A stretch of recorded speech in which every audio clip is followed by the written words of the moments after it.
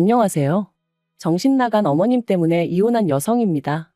사실 어머님만 정신이 나가신 게 아니라 남편도 문제였으니까 이혼하게 된 거겠지만요. 제가 얼마나 오래 산 건 아니지만 그래도 살면서 남한테 최소한 피해는 끼치지 않았다고 생각해요. 하지만 사람 일이라는 게 다 제 마음 같지 않다더니 결국 이런 거지 같은 일을 겪게 된다는 게 참으로 애통할 뿐입니다. 남편하고는 지인의 소개로 만났는데 그럭저럭 맞는 부분도 있었고 아닌 부분도 있었고 그래요. 하지만 이제 와서 고백하건대 제 나이는 30이 넘어 있었고 주변 친구들은 하나둘 다 결혼을 하고 있었으니 조금 조바심이 났던 게 사실입니다. 그리고 그런 제 마음과 별개로 남편은 저한테 얼마나 적극적이었는지 몰라요. 게다가 주변에서들 그러대요. 여자는 자기 좋다는 남자 만나서 사는 게 제일이라고. 그래서 조금은 휩쓸리듯 그렇게 남편하고 연애를 시작했네요. 연애를 시작하고 1년이 좀 넘어가던 시기에 아버님이 지병으로 돌아가셨고 힘들어하는 남편을 나 몰라라 할 수가 없었어요. 그래서 결혼 이야기가 나오던 때도 아니었는데 자의반타의반으로 장례식장에서 이것저것 제가 할 수 있는 일을 돕게 되었죠. 비록 경황이 없었지만 그래도 얼떨결에 어머님과 신우는 물론이고 남편 친척 어른들께 인사를 드리게 되었고요.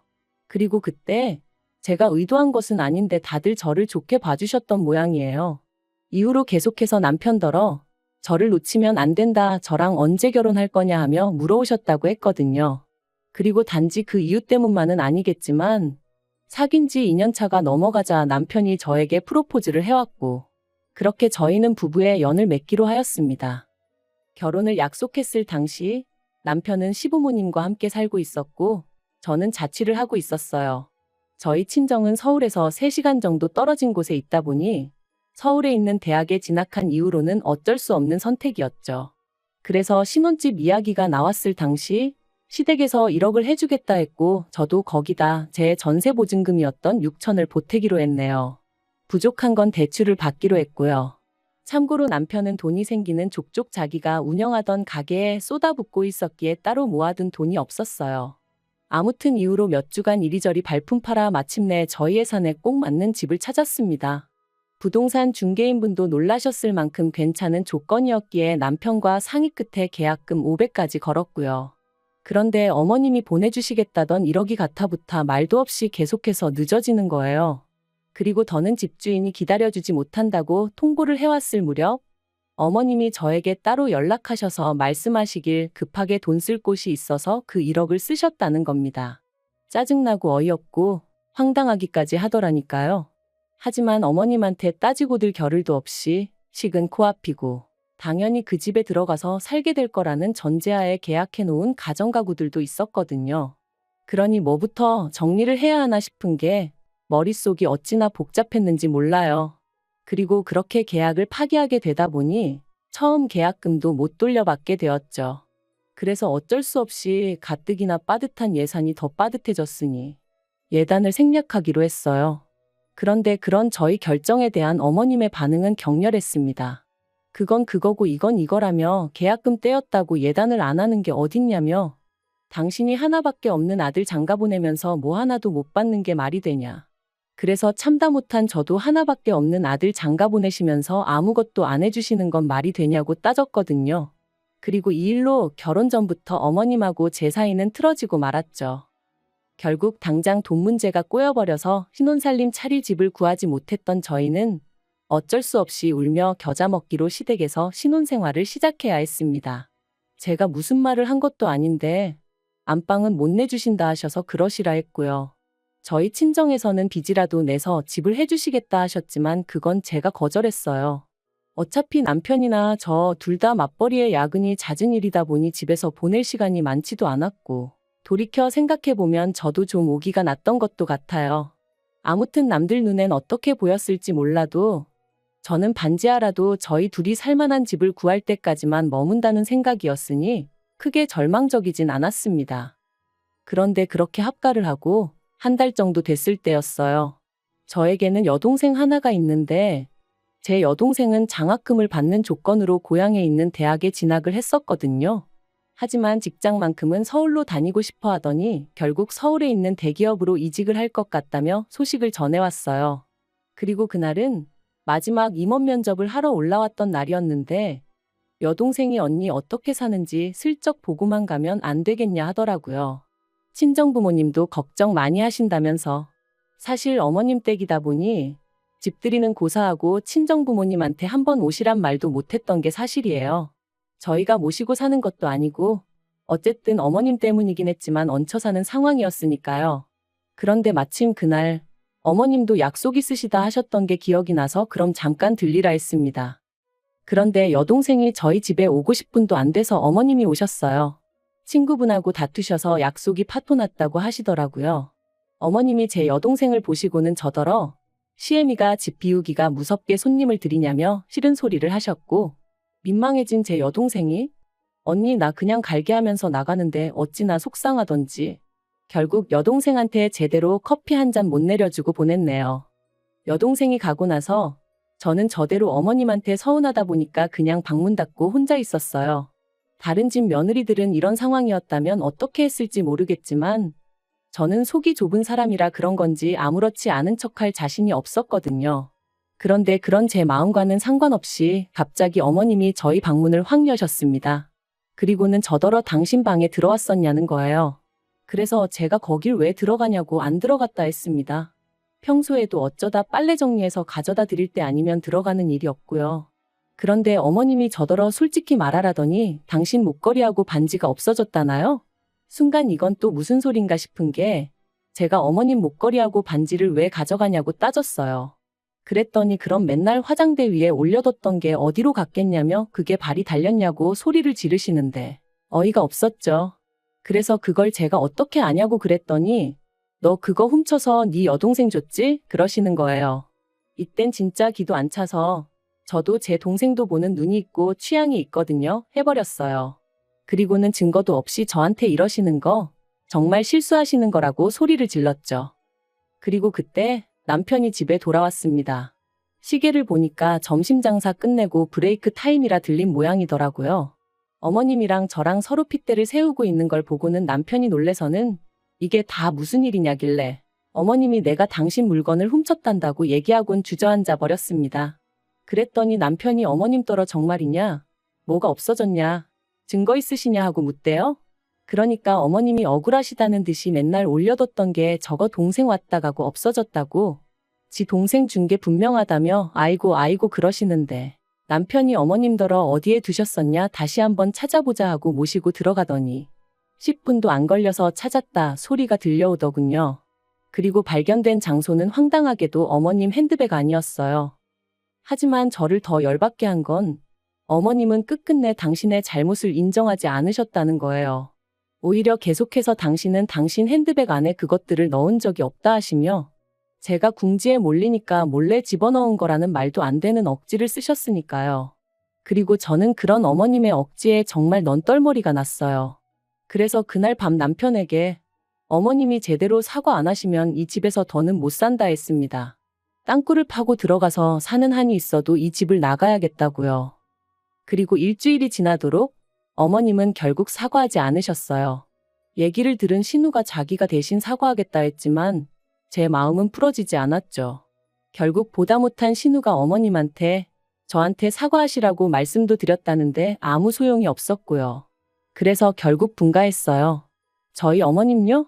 끝까지 미안하다의 밑자도 안 꺼내셨습니다.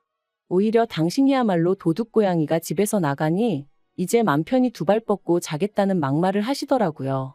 분가를 하고 난 이후로 저는 어머님한테 발길을 끊었습니다. 안부 인사도 드리지 않았죠.